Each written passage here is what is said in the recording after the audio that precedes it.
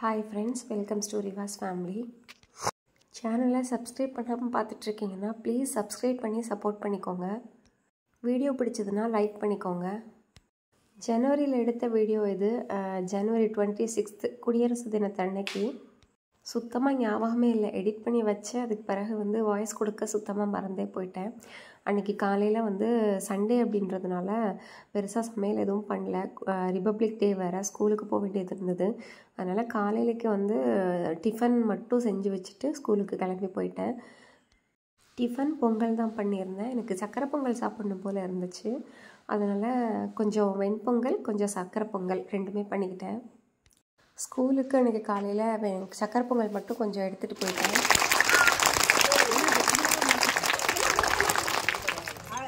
ஒற்றுமை என்பது நம் மகிமை, மக்களாட்சி மலர்ந்தன ஆட்சி ஒருமையான எதிர்காலத்தை நோக்கி தொடர்ந்து பணியாற்றுவோம்.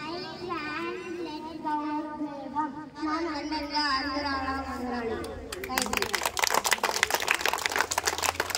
மார்னிங் 8:30க்கு நாங்கள் கொடியேற்றினோம். எங்கள் பசங்கள்லாம் கொஞ்சம் ஸ்பீச்லாம் கொடுத்தாங்க, அதெல்லாம் காட்டியிருக்கேன். பிடிச்சிருந்தா லைக் பண்ணிக்கோங்க. அன்றைக்கி ஸ்வீட்டுன்னு சொல்லிட்டு எதுவும் கொடுக்கல. சாக்லேட்டு அப்புறம் ஆரஞ்சு மிட்டாய் மட்டும் கொடுத்துருந்தேன். ஹஸ்பண்ட் நான் வீட்டுக்கு வர்றதுக்குள்ளேயே மீன் வாங்கிட்டு வந்துட்டாங்க லஞ்சு சமைக்கிறதுக்காக. மீன் பேர் சரியாக ஞாபகத்துக்கு இல்லை, ஏதோ ஒரு பெரிய மீன் வாங்கிட்டு வந்திருந்தாங்க. காலையில் சாம்பார் தான் வச்சுருந்தேன் பொங்கலுக்கு, அது கொஞ்சம் இருந்துச்சு. பொங்கலும் கொஞ்சம் மீதம் இருந்தது, அதை மட்டும் கொஞ்சம் எடுத்து வச்சுட்டேன். நைட்டுக்கு இருந்தால் சாப்பிட்டுக்கலாம் அப்படின்னு சொல்லிட்டு. லஞ்சுக்கு மீன் குழம்பு அப்புறம் மீன் கொஞ்சம் பொரிச்சு வச்சுக்கிட்டேன். இந்த ஃபிஷ்ஷு பயங்கர பெருசாக இருந்துச்சு பார்க்குறதுக்கு.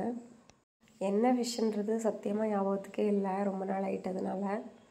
இந்த வீடியோவுக்கு பாதி மட்டும் வாய்ஸ் கொடுத்துருக்கேன், சுத்தமாக மறந்தே போச்சு. இதுக்கு பிறகு அப்படியே வச்சுட்டேன் போல இருக்குது. இப்போ தான் வரிசையாக செக் பண்ணும்போது பார்த்தேன். லஞ்சுக்கு மீன் குழம்பு எங்கள் அம்மா ஸ்டைலில் தான் வச்சுருந்தேன். எங்கள் அம்மா எப்பயுமே புளி தண்ணியில் ஊற வச்சுட்டு அதுலேயே தக்காளி அப்புறம் எல்லாமே போட்டு பிசைஞ்சு விட்டுருவாங்க. பிசைஞ்சு விட்டுட்டு எப்பயுமே சொல்லுவாங்க மீன் புளி தண்ணியிலையே போட்டுறணும். புளி தண்ணியில் போட்டு அதுலேயே மீன் மசாலா, மல்லித்தூள், உப்பு, மிளகாத்தூள் எல்லாமே அதிலே போட்டு வச்சிட்டோம் அப்படின்னா மீன் நல்லா ஊறிடும். அது குழம்பு வைக்கும்போது இன்னும் டேஸ்ட்டாக இருக்கும் அப்படின்னு அடிக்கடி சொல்லிட்டே இருப்பாங்க குழம்பு வைக்கிறப்பெல்லாம். ஸோ அது அதே மாதிரி பண்ணலாம் அப்படின்றதுக்காக அன்றைக்கி அதே மாதிரி தான் பண்ணியிருந்தேன். ஃபிஷ் ஃப்ரைக்காக உப்பு, மிளகாத்தூள், மல்லித்தூள், மஞ்சத்தூள், பெப்பரு அப்புறம் ஜீரா பவுட்ரு இதெல்லாம் போட்டு மிக்ஸ் பண்ணி வச்சுட்டேன். கூடவே ஒரு லெமன், அது கூட மிக்சியில் ஒரு 4-5 பல் பூண்டு, அப்புறம் கொஞ்சோண்டு இஞ்சி துண்டு, ஒரு குட்டி துண்டு இஞ்சி துண்டு, அப்புறம் சின்ன வெங்காயம் ஒரு 5-6 சின்ன வெங்காயம் போட்டு நல்லா கிரைண்ட் பண்ணிவிட்டு அதுக்கு பிறகு இந்த மசாலாவையும் சேர்த்து நல்லா கிரைண்ட் பண்ணிட்டேன். கிரைண்ட் பண்ணிவிட்டு மொத்தமாக எல்லா மசாலாவையும் சேர்த்து மீனில் அப்படியே தடவி வச்சுட்டேன். நான் நார்மலாக சின்ன வெங்காயம், இஞ்சி, பூண்டெல்லாம் போட்டு அரைச்சிலாம் சேர்க்க மாட்டேன். அன்றைக்கி கொஞ்சம் டைம் இருந்ததுனால இந்த மாதிரியே பண்ணிட்டேன். டேஸ்ட் ரொம்ப நல்லாவே இருந்துச்சு. தக்காளி எல்லாம் நல்லா பிசைஞ்சு எடுத்ததுக்கு பிறகு மீன் எல்லாத்தையும் புளி தண்ணியிலே போட்டுட்டேன். ரொம்ப நேரம் ஊற வைக்க வேண்டியதில்லை. குழம்பு நம்ம தாளித்து விடும்போது அந்த டைமிங் வரைக்கும் மீன் அதில் இருந்துச்சு அப்படின்னா நல்லா புளியெல்லாம் ஊறி வரும். காலேஜ் படிக்கும் போதெல்லாம் எங்கள் அம்மாவோட சமையல் எனக்கு ரொம்பவே பிடிச்சிட்டு இருந்துச்சு. அது போக போக நான் சமைக்கணும் அப்படின்னு சொல்லி ஆரம்பிக்கும்போது அம்மாவோட சமையலை விட நிறைய டேஸ்ட் பண்ணி பார்த்ததில் மற்ற சமையல் எனக்கு பிடிக்கிற மாதிரி தோணுது. ஆனால் அம்மா சமையலில் ஒரு சில டிஷ்ஷஸ் எனக்கு ரொம்பவே இஷ்டம். அது வேறு எங்கே சாப்பிட்டாலும் எனக்கு அம்மா சமைச்சது மாதிரி தான் இருக்குமா அப்படின்னு கேட்டிங்கன்னா கிடையாது. ஒரு மீன் குழம்பு, அப்புறம் எனக்கு ஐர மீன் குழம்புனா ரொம்பவே பிடிக்கும். ஸோ ஐர மீன் குழம்பு எங்கள் அம்மா வச்சு கொடுக்குறதுனா எனக்கு ரொம்ப ரொம்ப இஷ்டம். அதே மாதிரி மீன் குழம்பு எங்கள் அம்மா வைக்கிற மீன் குழம்பு எனக்கு பிடிக்கும். எங்கள் வீட்டில் உப்பு காரம்லாம் அதிகமாக சேர்க்க மாட்டோம்.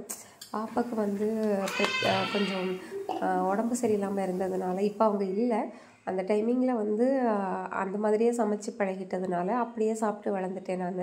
அதுக்கு பிறகு நான் சமைக்க ஆரம்பித்ததுக்கு பிறகு எல்லாமே கொஞ்சம் தூக்கலாக தான் வச்சு சமைக்க ஆரம்பித்தேன். குழம்புக்கு கொஞ்சம் சின்ன வெங்காயம், தேங்காய், ஜீரகம் இதெல்லாம் போட்டு அரைச்சி குழம்புல கொட்டிடுவேன். இது நார்மலாக புளிக்குழம்பு எல்லாத்துக்குமே இதே மெத்தடில் தான் தேங்காய் அரைச்சி கொட்டுவேன். சில டைமில் புளிக்குழம்பு மீன் குழம்புக்கு சில டைமில் தேங்காய் அரைச்சி கொட்டுவேன், சில டைமில் கொட்ட மாட்டேன். அப்புறம் குழம்பு வச்சு சாப்பிட்டுக்கிட்டோம். ஃபிஷ் ஃப்ரை வந்து ஏற்கனவே நான் வந்து ஃப்ரை பண்ணி வச்சுருந்தேன், மிக்ஸ் பண்ணி வச்சுருந்தேன். அதை வந்து ஃப்ரை பண்ணி எடுத்துக்கிட்டேன். நார்மலாக நம்ம ஃப்ரை பண்ணுற மாதிரி தான். 2 கருவேப்பிலை மேலே. இது நான் எப்போயுமே கருவேப்பிலை வைப்பேனான்னு கேட்டிங்கன்னா கண்டிப்பாக கிடையாது. லீவ் டைமில் பண்ணும்போது மட்டும் இதை பண்ணுவேன். ஸ்கூல் டைமில் வந்து கடகடான்னு என்ன ஈஸியாக இருக்குமோ அதை மட்டும் பண்ணி எடுத்துகிட்டு போயிடுவேன். லஞ்சுக்கு ஃபிஷ் ஃப்ரை அப்புறம் வந்து மீன் குழம்பு வச்சு சாப்பிட்டு முடிச்சாச்சு. அன்றைக்கி டே வந்து ஃபுல்லாகவே ஒர்க் இருந்துகிட்டே இருந்துச்சு. பாத்திரம் எல்லாத்தையுமே முடிச்சுட்டு காலையில் ஸ்கூல் போயிட்டு வந்ததுக்கு பிறகு லஞ்சு, அதுக்கப்புறம் பாத்திரம் விளக்குறது, வீடு க்ளீன் பண்ணுறது அப்படின்னு சொல்லிட்டு அன்றைக்கி டே ஃபுல்லாக போயிடுச்சு. அந்த வீக் ஃபுல்லாகவே வந்து ஸ்கூல் இருந்துச்சு. நான் வந்து கவுண்டர் டாப், அடுப்பு எல்லாமே க்ளீன் பண்ணுறது வீக்லி ஒன்ஸ் தான் வந்து பண்ணுவேன். மற்ற டைம்லலாம் வந்து சமைச்சு முடித்ததுக்கு பிறகு நார்மலாக வந்து துணி வச்சு லைட்டாக மட்டும் ஸ்வைப் பண்ணி எடுத்துகிட்டு அதுக்கு பிறகு அப்படியே விட்டுருவேன். வீக்லி ஒன்ஸ் மட்டும்தான் வந்து கவுண்டர் டாப் அப்புறம் வந்து அடுப்பு எல்லாமே க்ளீன் பண்ணுறது. ஈவினிங் வந்து பார்க்கலாம் தான். ஈவினிங் வந்து பாத்திரம் விளக்குறது, அப்புறம் பாப்பாவுக்கு ஏதாவது ரெடி பண்ணி தரணும். ஸோ அப்படியே நேரம் போயிடும். எல்லாம் க்ளீன் பண்ணி எடுத்து வச்சதுக்கு பிறகு பாப்பாவுக்கு ஒரு டம்ளர் பால் மட்டும், அவளுக்கு 2 டைம் மட்டும்தான் பால். காலையில் ஒரு தடவை, அப்புறம் வந்து ஈவினிங் ஒரு தடவை, அவ்வளோதான். மாங்காய் வந்து ஒரு 2 மாங்காய் பக்கத்து வீட்டில் கொடுத்துருந்தாங்க. அதில் ஒன்று தான் வந்து கொஞ்சம் நல்லா இருந்துச்சு. அந்த மாங்காய் மட்டும் எடுத்து ஊறுகாய் போட்டு வச்சிடலாம் அப்படின்றதுக்காக அதை கட் பண்ணி ஊறுகாய் போட ஊற வச்சிட்டேன். ஒரே ஒரு மாங்காய் தான் அப்படின்றதுனால ரொம்ப நேரம் ஊற வைக்கல. ஒரு 1 or 2 hours மட்டும் உப்பு போட்டு மிளகாத்தூள் எல்லாம் போட்டு ஊற வச்சிட்டேன்.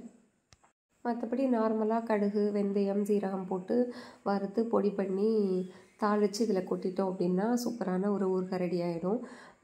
இதை வந்து ஃப்ரிட்ஜில் ஸ்டோர் பண்ணி அது 2 நாளில் தீர்ந்து போயிடும், அது வேறு விஷயம்.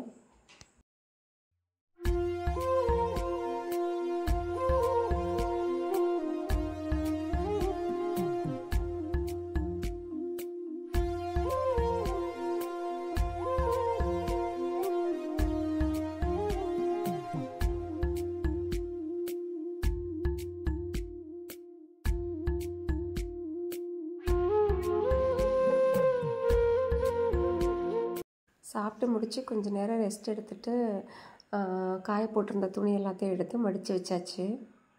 ரிபப்ளிக் டே அன்றைக்கி காலையில் வந்து 8:30க்கு போயிட்டு ஒரு 11 o'clockலாம் வந்து வீட்டுக்கு வந்துட்டேன்.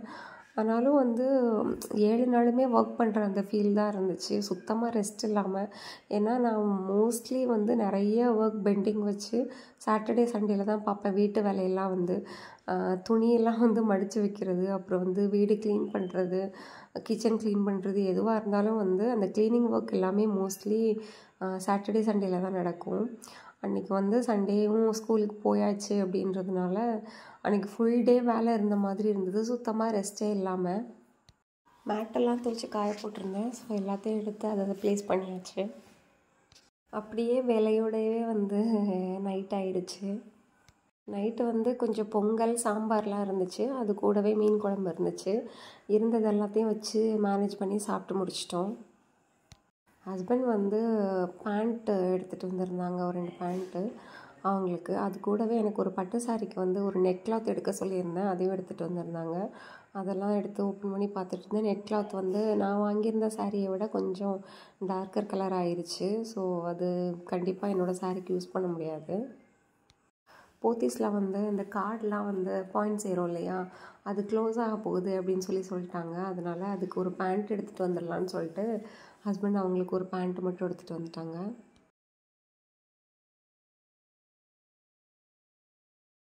கொஞ்சம் பிஸ்கெட்டு, ஸ்நாக்ஸ் எல்லாம் கொண்டு வந்திருந்தாங்க. அது வந்து பாப்பா எடுத்து வச்சுட்டு இப்போவே கேட்டுட்டு இருந்தா. ஸோ நைட்டு கொஞ்சம் ஸ்நாக்ஸ் சாப்பிட்டு முடிச்சிட்டோம். பாப்பா வந்து நைட்டு தூங்கவே இல்லை. எல்லாருமே நைட்டு தூங்குறதுக்கு ரொம்பவே லேட்டாச்சு. அவள் ஏதோ பகல் மாதிரி நின்று விளையாண்டுட்டே இருந்தா. பையனும் சாப்பிட்றதுக்கு கொஞ்சம் லேட்டாக தான் ஆச்சு. எல்லாம் எடுத்து வச்சுட்டு திரும்ப நாங்கள் படுக்கிறதுக்கே வந்து 12 o'clock தாண்டிடுச்சு. அதுக்கப்புறம் தூங்க 1 மணி ஆயிடுச்சு. அப்படி இப்படின்னு அவ்வளோதான். அன்றைக்கி டே ஃபுல்லாக எனக்கு இப்படி தான் போச்சு. வீடியோ பிடிச்சதுன்னா லைக் பண்ணிக்கோங்க, சேனலை சப்ஸ்கிரைப் பண்ணி சப்போர்ட் பண்ணுங்கள்.